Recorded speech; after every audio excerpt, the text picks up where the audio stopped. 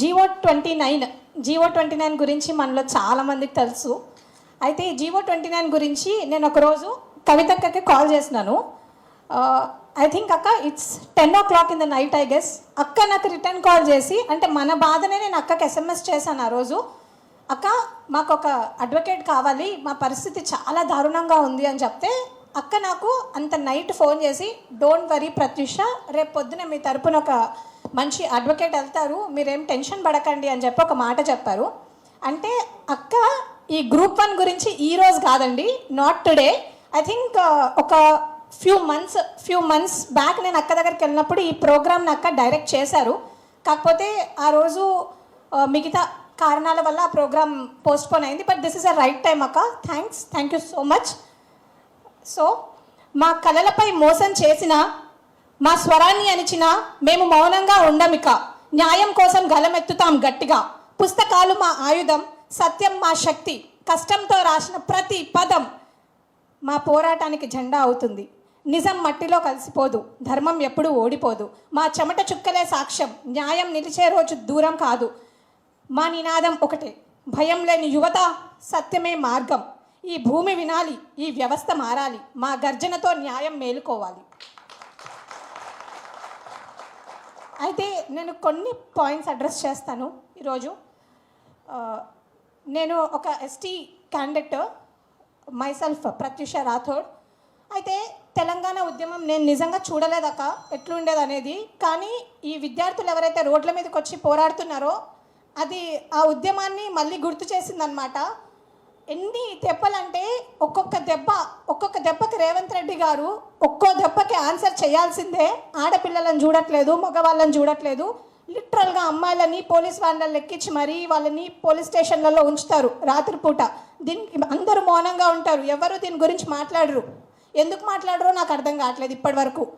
And ఎవరైతే రాహుల్ గాంధీ గారు కానివ్వండి, రేవంత్ రెడ్డి గారు కానివ్వండి, ఇంతకుముందు వాళ్ళు వచ్చి ఓట్ల కోసం బాగానే వచ్చి మీకు 2 లక్షల ఉద్యోగాలు ఇస్తాం, యూత్ డిక్లరేషన్ ఇస్తాం, అది ఇస్తాం, ఇది ఇస్తాం అని చాలా పెద్ద మాటలు మాట్లాడారు. Thank you sir, thank you so much మాట్లాడినందుకు. కానీ ఈరోజు మరి ఎక్కడికి వెళ్ళిపోయారో నాకైతే తెలియదు. ఇన్నిసార్లు ఢిల్లీ పోతారు కానీ ఒక్కసారి కూడా మన గురించి మాట్లాడట్లేదు సార్ ఎందుకో. అండ్ బీహార్ ఎలక్షన్ స్టన్స్ కూడా చేస్తారు. సోషల్ జస్టిస్ అని అంటారు, కానీ సోషల్ జస్టిస్ ఇక్కడ ఏమి ఉండదు అనమాట తెలంగాణలో. And more over constitution is our ultimate అని చెప్పేసి మాట్లాడే రాహుల్ గాంధీ గారు ఈరోజు మేబీ ఆయన కాన్స్టిట్యూషన్లో ఒక పేజ్ లేదనుకుంటారు రిజర్వేషన్ గురించి.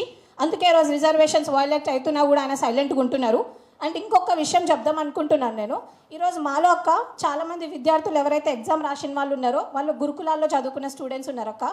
అండ్ ఈ ప్లాట్ఫామ్ నుంచి నిజంగా నేను కేసీఆర్ గారికి థ్యాంక్ యూ చెప్దాం అనుకుంటున్నాక. ఎందుకంటే నిజంగా మా ఎవరైతే మార్జినలైజ్డ్ కమ్యూనిటీస్, ఎస్టీ తండాలలో ఉండే చాలామందికి ఇంతకుముందు ఎడ్యుకేషన్ అనేది ఒక డ్రీమ్ లాగా ఉంటుండే అక్క. ఎడ్యుకేషన్ అనేది తండాలకు పోతే మాత్రం అన్ని ఇళ్ళలకు గడలేసి వెళ్ళిపోతుండే. ఇప్పుడు అదే తండాలలో స్టూడెంట్స్ గురుకులాల్లో అక్కడ ఇక్కడ చదువుకుంటున్నారు. ఈరోజు ఎగ్జామ్ రాసిన చాలామంది తెలుగు మీడియం స్టూడెంట్స్ ఎవరైతే ఉన్నారో వాళ్ళు గురుకులాల నుంచి వచ్చిన స్టూడెంట్సే. వాళ్ళు ఎంత కష్టపడి చదివినారో అనేది నాకు తెలుసాక, ఎందుకంటే మా ఫ్యామిలీలో కూడా చాలామంది ఉన్నారు అట్లాంటి వాళ్ళు. అయితే ఈరోజు గ్రామ పంచాయతీలు చేసి రిజర్వేషన్స్ చేసి మంచిగా అందరికీ అవకాశాలు దొరకాలి, మార్జినలైజ్డ్ కమ్యూనిటీస్కి అవకాశాలు దొరకాలి. ఎస్టీ ఎస్సీ బీసీ వాళ్ళు ఎవరైతే ఉన్నారో వాళ్ళు కూడా బయటకు వచ్చి వాళ్ళ రైట్స్ కోసం, అంటే వాళ్ళు కూడా డిజర్వ్ చేస్తారు, వాళ్ళు ఇది డిజర్వ్ చేస్తారని చెప్పేసి ఏదైతే కేసీఆర్ గారు చేశారో. కానీ ఈరోజు ఓన్లీ అక్క ప్రతిపక్షం మీద కుట్ర చేయడానికి మాత్రమే రేవంత్ రెడ్డి గారు ఈ పని చేసినారు. రాత్రికి రాత్రి అపాయింట్మెంట్ లెటర్స్ ఇవ్వడానికి మెయిన్ రీజన్ కూడా he wanted to win on the opposition అక్క. మా గురించి ఈ రోజు వరకు మా గురించి ఆలోచించలేదు. ప్రతిసారి మేము ఏదో అసలు ఈరోజు ఇప్పుడు నేను క్వశ్చన్ చేస్తున్నాక after a few minutes trolls comments చేస్తారనమాట. వీళ్ళు ఎగ్జామ్ రాలేదు, వీళ్ళ హాల్ టికెట్ నెంబర్స్ ఎక్కడున్నాయి, అసలు వీళ్ళకు ఈ ఎగ్జామ్కి సంబంధం లేదు అని అంటారు. మీరు రండి మేము అందరం రాస్తాం. ఈరోజు మాట్లాడే వాళ్ళు ప్రతి ఒక్కరు ఎగ్జామ్ రాలేదని అంటున్నారు కదా, మీరు రండి, ఇదే ప్రెస్ క్లబ్లో మేము వెయిట్ చేస్తాం, మనం అందరం కలిసి ఎగ్జామ్ రాద్దాం. అయితే సో ఇంకొక విషయం చెప్తాను నేను తెలుగు మీడియం స్టూడెంట్స్ గురించి. 50+ మెంబర్స్ తెలుగు మీడియం స్టూడెంట్స్ ఎవరైతే 50+ మెంబర్స్ ఉంటే క్వాలిఫై అయిన వాళ్ళు 500+ ఉండే వాళ్ళు మాత్రం ఇంగ్లీష్ మీడియం స్టూడెంట్స్ ఉంటారు. ఏమన్నంటే వికీపీడియా ప్రామాణికం అని అంటారు, తెలుగు మీడియం బుక్స్ ప్రామాణికం కాదు, తెలుగు అకాడమీ బుక్స్ చదవకండి అని అంటారు. మరి వికీపీడియా సోర్సెస్ ప్రామాణికమా లేకపోతే తెలుగు మీడియం అనేది చెప్పాలి. అనదర్ థింగ్, టీజీపీఎస్సీ చుట్టూ ఈరోజు పోలీస్ పర్సనల్ ఉంటుంది. టీజీపీఎస్సీ దగ్గరకు పోతే తీసి మమ్మల్ని లోపల పడేస్తున్నారక్క. దీని గురించి కూడా మీరు ఒకసారి మాట్లాడండి. ఎందుకంటే మా ప్రాబ్లం చెప్పుకోవడానికి ఒక ప్లాట్ఫామ్ అనేది చాలా ఇంపార్టెంట్, కానీ ఆ ప్లాట్ఫామ్ అనేది లేకుండా వెళ్ళిపోయింది మాకు. అండ్ ఇంకొక విషయం, ఎవరైతే junior lecturers, degree lecturers group 1 అనే జాబ్ కోసము 10 to 14 years అయ్యింది, ఎంత కష్టపడి చదువుతున్న స్టూడెంట్స్ అనేది తెలుసు.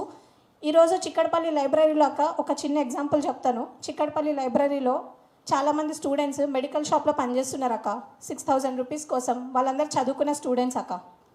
అయితే వాళ్ళు ఎంత ఇబ్బంది పడుతున్నారు అనేది ఆ లైబ్రరీకి వెళ్తే తెలుస్తుంది. 5 రూపీస్ పొద్దున్న తినరు, రాత్రి తినరు, మధ్యాహ్నం ఒక పూట తింటారు, 5 రూపాయల భోజనం చేస్తారు.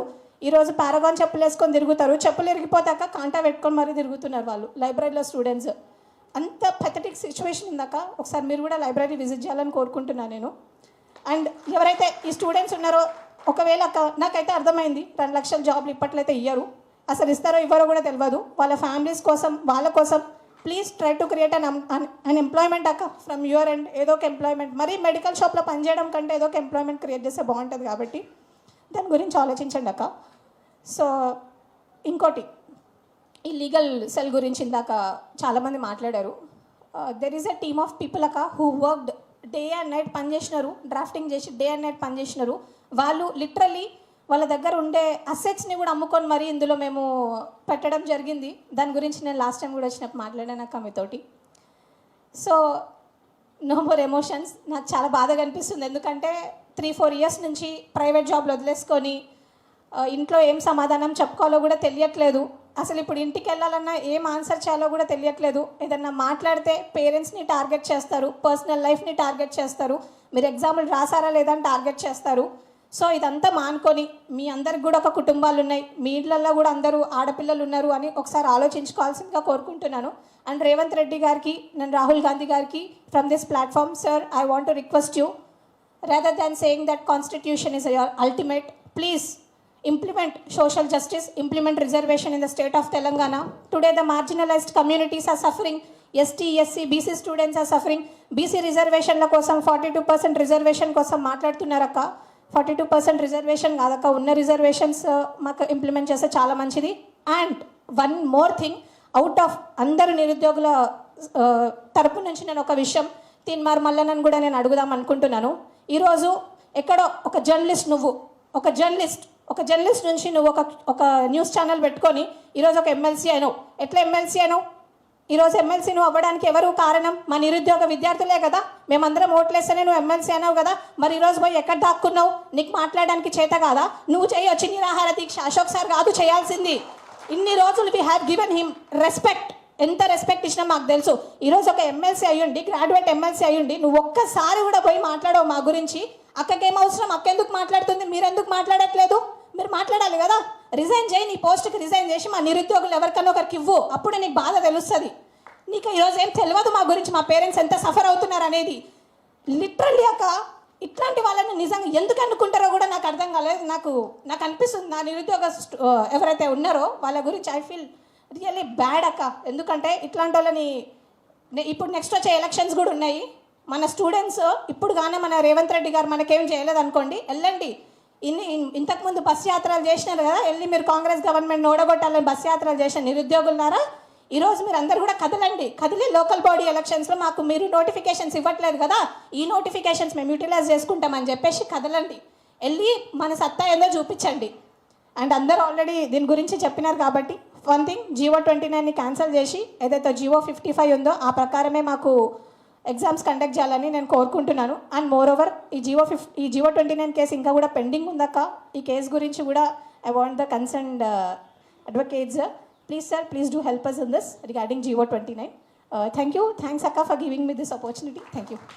Thank you, Pratyusha.